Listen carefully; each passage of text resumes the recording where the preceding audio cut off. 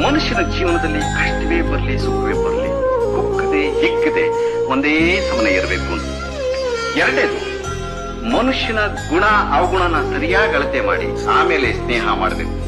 ಮೂರನೇದು, ಆಡೋ ಮಾತನ್ನ ಬಂಗಾರ ತೂಕ ಮಾಡದ ಹಾಗೆ ತೂಕ ಮಾಡಿ ಮಾತಾಡ್ತು ಅಂತಂದ್ರೆ ಮನುಷ್ಯನ ಘನತೆ ಹೆಚ್ಚುತ್ತೆ ಅನ್ನೋದು.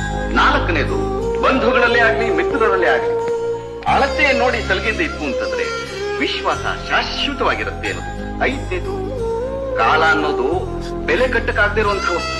ಅದನ್ನ ನಾವು ಮಾಡೋ ಪ್ರತಿಯೊಂದು ಕೆಲಸಕ್ಕೂ ಅಳತೆ ಮಾಡಿ ಉಪಯೋಗಿಸ್ತು ಅಂತಂದ್ರೆ ಜೀವನ ಸಾರ್ಥಕವಾಗುತ್ತೆ. ಆರನೇದು, ಯಾವ ಕಾರಣಕ್ಕೆ ಆಗ್ಲಿ ಮನುಷ್ಯ ತೂಕ ತಪ್ಪಿ ನಡೀಬಾರ್ದು. ಈ 6 ತತ್ವನ ಯಾರು ಅರಿತು ಅದರಂತೆ ನಡೀತಾರೆ ಅವ್ರು ನಿಜವಾಗೂ ದೊಡ್ಡ ವ್ಯಕ್ತಿಗಳು ಅಂತ ಅನಿಸ್ಬೋದು.